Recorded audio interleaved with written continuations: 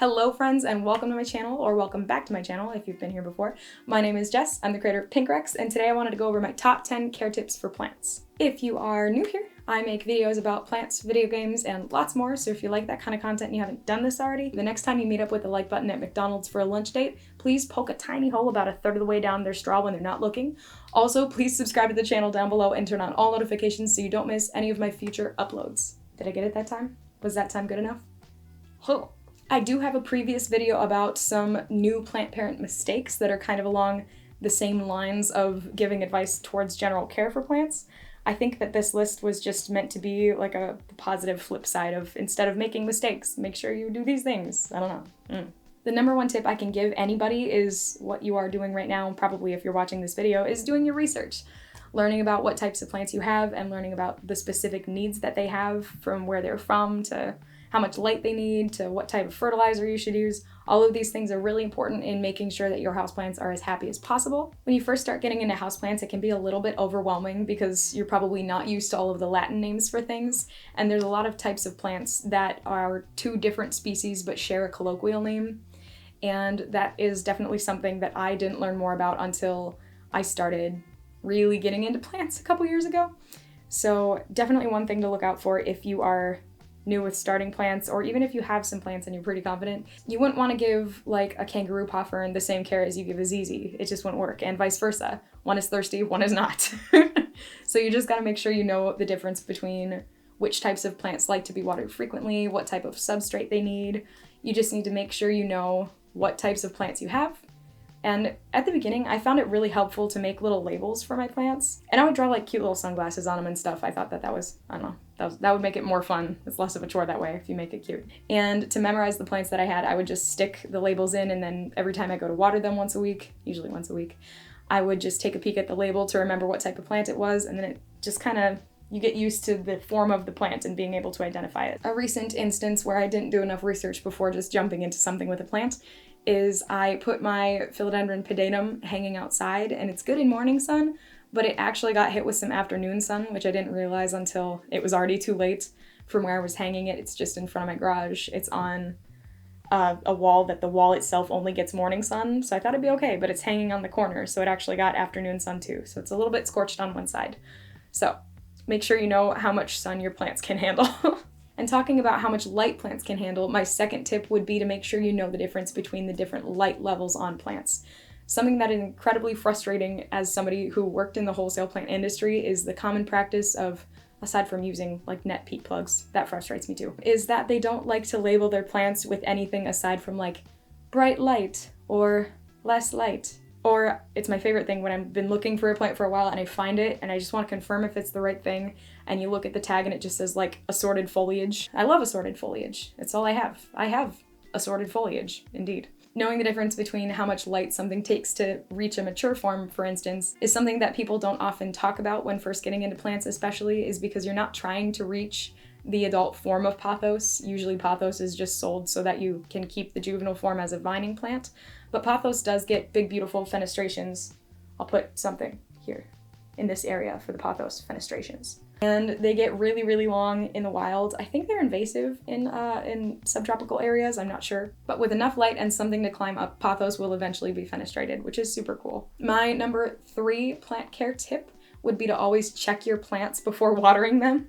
It's really easy to overwater plants if you are trying to stay on a fixed schedule. Once you have more than like 3 non-picky plants, it stops working like that. I think usually in the mornings, if I'm checking my plants, I'll go around and either pick up the pot to see how heavy it feels. And that's usually a pretty good gauge with terracotta pots or anything that has a really well-draining soil mixture on whether or not it needs water yet. If it feels a little bit heavy, I'll then usually poke a hole down in the soil, either with my hand or with a chopstick, and if any wet dirt comes up, I know to wait a couple more days. Or you can wait with a lot of hardier plants, you can wait till they look a little bit droopy, and then you can give them a good watering. Not ideal to deprive a plant of water and then soak it. They tend to get like leaf spots from overwatering, which is pretty common, especially in alocasias. Inconsistent watering can lead to blotches on the leaves. And mine have a lot of blotches right now because I haven't been paying attention to watering them every single time I go around to water stuff. I would say overwatering is the number 1 killer of when people have aroids and they're having an issue with them, especially when people get their first Monstera and they want to take super good care of it and they like helicopter mom it all day long and make sure it has enough water. That's a good way to kill it. So you should let it get a little bit dry, get a little bit thirsty before you water it again. The fourth plant care tip that I wish I had known before I got a Monstera albo is to keep a timeline of your plant's growth, just because I bought an albo as a 1-leaf cutting with a single node and it had no aerial root when I got it. It had snapped off in shipping and it took so long to reroot, but I think it felt longer in my head because I wasn't keeping track of when I was checking on the root to see if it was forming or not. And then I finally started keeping track in an app called Planta when my albo had its second leaf come out. Not the first teeny tiny little boy leaf, but the second bigger one. It doesn't have any fenestrations yet, but I hope that in a short time it will grow back up to have nice fenestrated leaves, because the like big leaf of the plant has lots of fenestrations, but the small ones, nothing yet. So soon. But it's definitely important to track the growth of your plant or to track the lack of growth of your plant just to determine the plant's overall happiness. The fifth most important tip I can think of, I only started thinking about after I got a greenhouse cabinet, was making sure that your plants have airflow.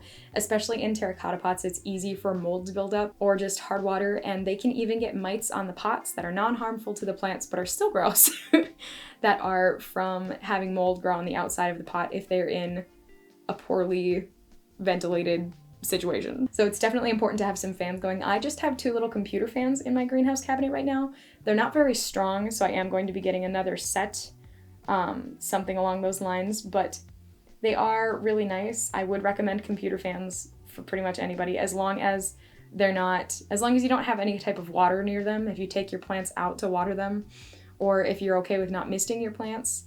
I do not keep a humidifier in my greenhouse cabinet.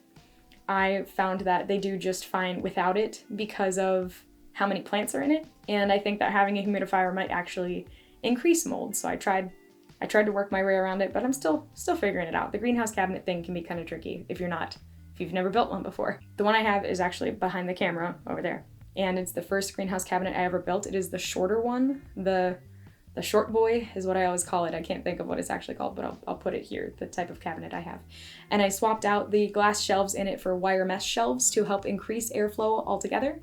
And I think that was really important, but it was definitely the addition of fans to the cabinet that helped reduce mold appearing. So airflow, super good. Also helps strengthen stems and leaves if they have a little bit of a breeze going, so that's also important to consider. The number 6 item on my list is trying to keep a list of your plants in an app or in Excel. I have used Excel. It doesn't work as well as I thought it would. It might just be that I'm not mentally organized enough to do that. I keep my plant list in an app called Planta. It's super nice. I'm not sponsored by anybody at all, but that would be cool. You take a picture of your plant, you say all of your plant's conditions, what it needs, and then you can add it to your collection. You even have different rooms. For me, I have the plant room, the living room, the kitchen, and the bedroom. And all of those places have quite a few plants in them, and Planta makes sure to remind you if something is overdue for a watering, just in case it's tucked out of sight. And you can update how your plant is doing, and the app will give you advice if you mark that your plant isn't doing super hot. Definitely give Planta a try if you have not tried it and you have more than 50 houseplants. It helps tremendously. My number 7 piece of advice would be only uppotting your plants when they absolutely need it. I think that this would really apply to Monstera deliciosa in the past couple years, because when I was selling houseplants for a greenhouse, people would take the Monstera home and say, oh, I put it in a bigger pot and it died right away. And it's just because Monsteras don't like to have a ton of root room. Most aeroids like to have a well-draining soil, and they like to be a little bit root bound, I would say. It's not like that for every plant, obviously, that it likes to be root bound. Some plants don't. A general rule of thumb would be only to uppot your plant to a pot that is 2 inches wider and deeper at most. You don't want to uppot it to a giant pot all at once, or the roots will probably rot. The way that I do this is I just leave it till the last possible second, or wait till there's roots growing out every side of the pot before I will repot something. It saves time and money, I think. But it also makes sure that the plant has enough roots to properly occupy the space of a larger pot. Number 8 is something that I definitely had anxieties about when I was first starting to keep plants, and it's one would start to go downhill, look a little sad, and you're like, I gotta baby it. But no, I would say from the experience that I have now, If something is looking a little rough and you suspect that it might be the roots, you can safely check the roots if you take the plant out gently and check to make sure that everything is nice and pale colored under there. I can't think of any plants that have dark roots. Usually dark roots means root rot, and checking on your plant's root situation is always better than just riding out root rot. You definitely want to try to stay ahead of the roots and cut them back if they're looking a little sad. With checking the roots of plants that are in small containers or in plastic containers that you can bend, I just like to bend it like half the way down towards the base and smoosh it around a little bit so it releases from the pot. That way you can kind of flip it down into your hand and lift the pot off to check on the roots and not make a terrible huge mess. It's still gonna make a mess though, let's be real. That actually leads me on to my next point. My 9th piece of advice would be to make sure you have the right type of soil mixture for each plant that you have. For instance, you wouldn't want to give a philodendron the same soil as you would give like a maidenhair fern. It just wouldn't be suitable for that plant's needs. Maidenhair fern needs a lot of moisture retention. Any type of climbing aroid or philodendron at all really doesn't like moisture retention. So just something to keep in mind if your soil mixture is lighter and chunkier for the plants that have aerial roots, that's usually preferred. And then if your soil is a little bit denser and holds on to water really well, that's going to be better for moisture loving plants like carnivorous plants and ferns. My 10th and probably most important piece of plant care advice would be to pause and appreciate small plant wins. I always think of like new leaves coming. New leaves? Leaves. I always like to think of it as like stopping and appreciating a new leaf when it comes out. You start doing that over time, I think, anyway. Once you start really caring about how a plant is doing, you'll stop and look for new leaves. But otherwise, I would say it's one of those things that when people first have plants, or if they kind of just got into plants, it's important to stop and be like, my plant is doing good, I am doing something right. But that's all I've got for today, guys. So if you liked the video or if you got something out of today's video, please, the next time you go out for a lunch date to McDonald's with the like button, remember to poke a small hole about 1/3 of the way down their straw when they're not looking. Also, please subscribe to the channel down below, turn on all notifications so you don't miss any of my future uploads. If you'd like, you can find me under pinkrex with 2 X's on Instagram and TikTok. I have a ton of content over on TikTok. Go check it out. Lots of good planty stuff there. I am going to be making another video very soon about making leaf skeletons. I'm going to use a big yellowing leaf from my philodendron giganteum as well as my gloriosum. Both of them have a leaf that is looking a little sad, so I figured it would be perfect for that kind of a video. So stay tuned if you'd like to learn how to make leaf skeletons with me, because they are loads of fun. So whether I see you on another platform or down in the comment section below, please comment something. Just know I really appreciate you being here, and I still have no idea what I'm doing. Okay, thanks, bye. I'm very excited to make leaf skeletons. I also have an anthurium that I'm gonna make a skeleton of, so that's gonna be exciting. Giganteum, gloriosum, anthurium. I might even do just a monstera leaf for fun, because I think monstera leaves are cool. That's it. Okay, thanks. Bye again.